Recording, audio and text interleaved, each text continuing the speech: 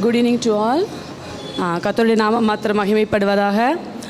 So இந்த exam மீட்டுக்கு வந்திருக்க எல்லாரும் ஆலயத்துக்கு வந்திருக்கு. கர்த்தருடைய மிகுந்த கிருபை இருந்தால் மட்டும்தான் ஆலயத்துக்குள்ளே வர முடியும். ஸோ கர்த்தர் உங்களை அழைத்து கொண்டு வந்ததற்காக அவருக்கு ஸ்தோத்திரம்.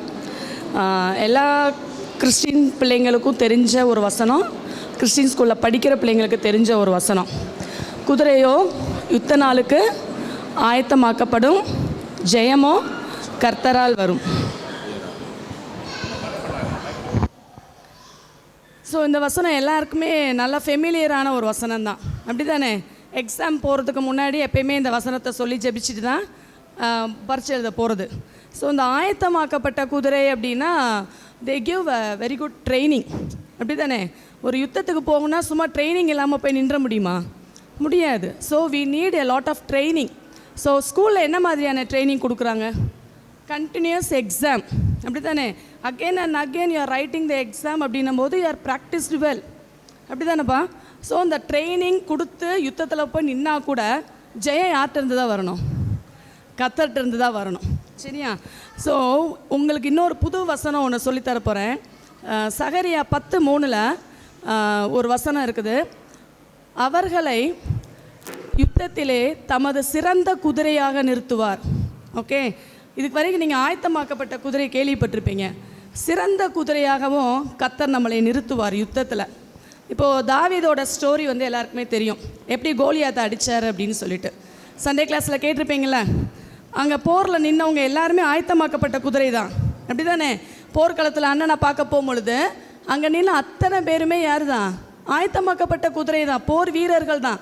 ஆனால் அவங்களால கோலியாத்தை என்ன பண்ண முடியல? அடிக்க முடியல. ஏன்? கோலியாத்தை பார்த்தோன்னே பயம், ஓடி போய் ஒளிஞ்சிக்கிட்டாங்க, அப்படி தானே? ஆனால் தாவீதுக்கு யார் ட்ரைனிங் கொடுத்தா? எங்கே போய் ட்ரைனிங் எடுத்துக்கிட்டாரு? வனாந்தரத்தில். யார் ட்ரைனிங் கொடுத்தா? கர்த்தர் தான் வந்து ட்ரைனிங் கொடுத்தாரு. ஸோ அந்த ட்ரைனிங்கில் தான் தாவீது போய் என்ன பண்ணார்? கோலியாத்தை ஒரே கல்லை வச்சு அடித்து சாய்ச்சிட்டார். ஸோ அப்போ அங்கே யார் சிறந்த குதிரையாக நின்னது?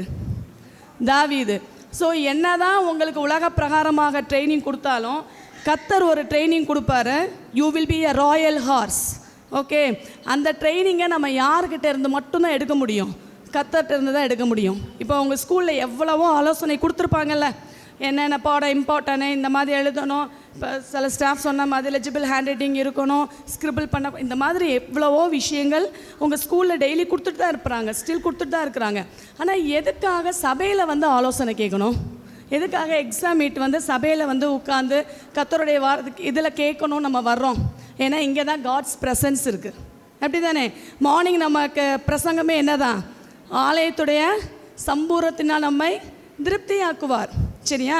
ஸோ இந்த இடத்துல தான் கர்த்தருடைய ப்ரெசன்ஸ் இருக்குது, கர்த்தருடைய கைடன்ஸ் இருக்கும்.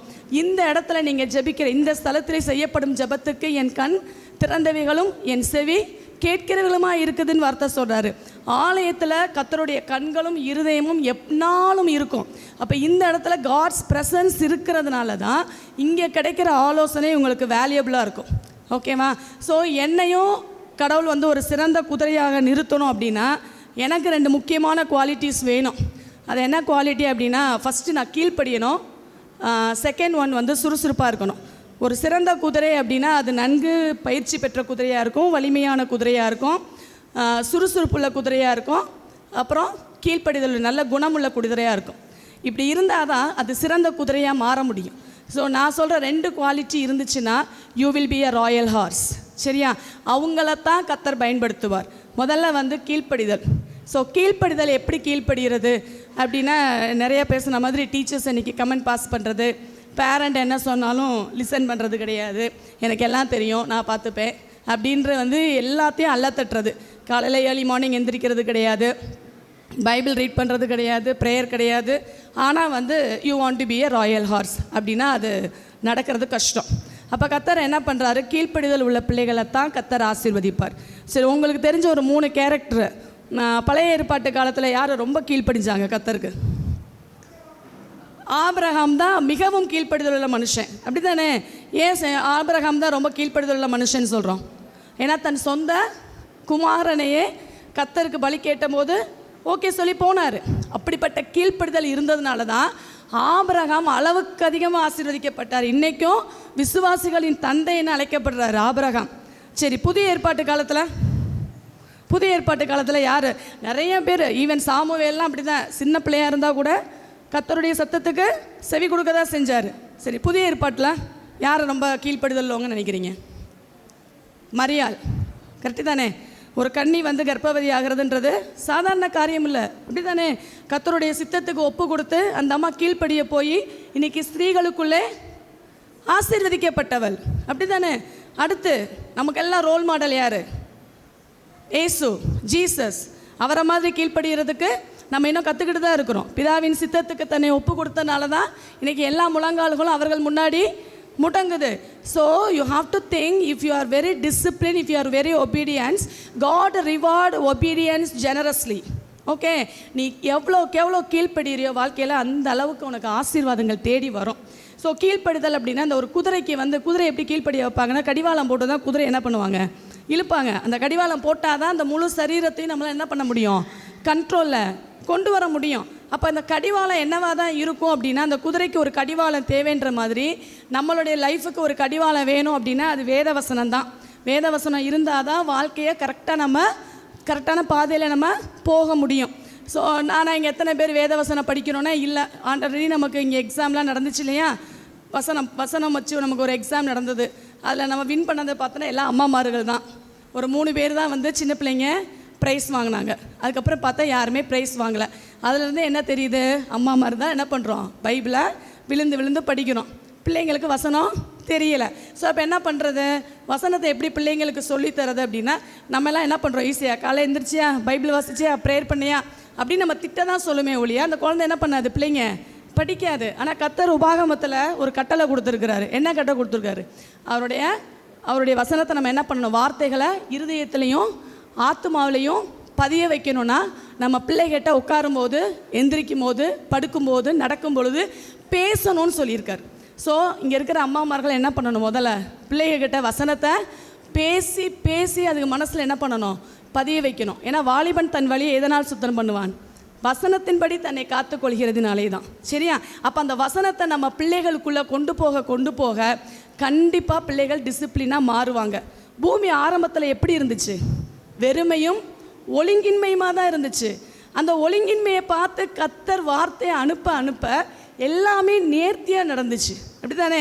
ஸோ நம்ம தாய்மார்களாகிய நம்ம பிள்ளைகளை பார்த்து என்ன பண்ணணும்? கர்த்தருடைய வார்த்தைகளை சொல்லி அந்த பிள்ளைகளை ஒழுக்கத்தில் கொண்டு வரணும். இதுதான் கீழ்ப்படிதல். செகண்ட் ஒன் வந்து சுறுசுறுப்பு அப்படின்றது அதுக்கு ஆப்போசிட் என்ன? சுறுசுறுப்பாக இரு அப்படின்னா அதுக்கு ஆப்போசிட் என்ன? சோம்பேறி. இந்த சோம்பேறியை பற்றி நீதிமொழிகளில் நிறைய படிக்கலாம், அப்படி தானே? சோம்பேறியை கர்த்தர் ஒரு நாள் என்ன பண்ணவே மாட்டார்? ஆசீர்வதிக்கவே மாட்டார். நிறைய பேருக்கு நினப்பு, இயேசுவை கும்பிட்ட உடனே அப்படியே செங்கடலை பொழந்த மாதிரி, தண்ணியை திராட்சை ரசத்தை மாற்றின மாதிரி நான் படிக்காமலே ஸ்டேட் ஃபஸ்ட் வந்துடும். நெவர், வாய்ப்பே கிடையாது. அந்த மாதிரிலாம் தாட் வச்சுக்காதீங்க. உழைப்பு இல்லாமல் கர்த்தர் ஒருபோதும் ஆசீர்வதிக்கவே மாட்டார். சோம்பேறியை பார்த்து கர்த்தர் என்ன சொல்கிறாரு? எறும்புகளிடத்தில் போய் அதன் வழியை பார்த்து ஞானத்தை கற்றுக்கொள். அது என்ன பண்ணும்? கோடை காலத்தில் சேமித்து வைக்கும், அறுப்பு காலத்தில் தானியத்தை சேர்க்கும். அப்போது அதுக்கு யார் கிடையாது? அதிகாரி கிடையாது, பிரபு கிடையாது, தலைவன் கிடையாது. ஆனாலும் அது வந்து சுறுசுறுப்பாக தன்னுடைய காரியத்தை செய்யும். அப்போது நீங்கள் படிக்க வேண்டிய சமயத்தில் கரெக்டாக படிக்கணும். ரிவிஷன் கொடுக்கும் போது ப்ராப்பராக படிச்சுட்டு போய் எழுதணும். ஓகே? சோம்பேறியோடைய ஆத்மா விரும்பியும் ஒன்றும் பெறாது. அப்படின்னா என்ன அர்த்தம்? நீங்கள் நிறைய நினைக்கலாம், டாக்டர் ஆகிடலாம், சும்மா குப்பரக படுத்துட்டு டாக்டர் ஆகிடலாம், ஆக முடியாது, அப்படி தானே? நான் படுத்து தூங்கிட்டு இருப்பேன், காலையில் 8 மணிக்கு எந்திரிப்பேன், எக்ஸாமுக்கு போவேன், ஆனால் நான் ஜீசஸை கும்பிட்றேன், நான் டாக்டர் ஆயிடுவேன். நெவர்.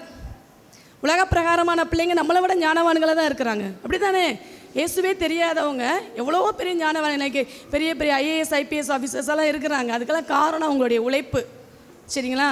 ஆனால் நமக்கு ஒரு பெரிய பலன் என்ன? வானத்தையும் பூமியும் சமுத்திரத்தையும் நீரூற்றுகளையும் உண்டாக்கின கர்த்தர் நம்ம கூட இருக்கிறாரு. அதோடு நம்மளுடைய உழைப்பையும் நம்ம போடணும். ஸோ எப்பயுமே சுறுசுறுப்பாக இருங்க. தூக்கத்தை விரும்பாதீங்க. தூக்கத்தை விரும்பிக்கிட்டே இருந்தீங்கன்னா தரித்திரம் தான் வரும், சரியா? ஸோ நம்மளுடைய ஆகாரத்தினால் திருப்தி ஆகணும்னா நம்ம தூக்கத்தை விரும்பாமல் கடினமாக உழைத்து படிக்கணும். ஸோ எதிர்காலத்தை குறித்து பயப்படாதீங்க. எந்த காலேஜ் எடுக்கணும், என்ன கோர்ஸ் எடுக்கணும். நம்ம இயேசுவுக்கு இன்னொரு நேம் உண்டு, ஒரு நாமம் உண்டு. என்னது? ஏசாயால இருக்குதுல்ல, ஆலோசனை கர்த்தா. ஸோ அந்த ஆலோசனை கர்த்தா உங்களுக்கு நல்ல ஆலோசனை கொடுப்பாரு, நல்ல காலேஜில் சீட் கொடுப்பாரு, நல்ல ஸ்கூலில் ஃபஸ்ட் குரூப் எடுப்பீங்க, நீங்கள் விருப்பப்பட்ட குரூப் உங்களுக்கு கிடைக்கும். ஸோ கர்த்தர் உங்களை ஆசீர்வதிப்பார், வழி நடத்துவார். வாய்ப்பு கொடுத்ததுக்கு நன்றி.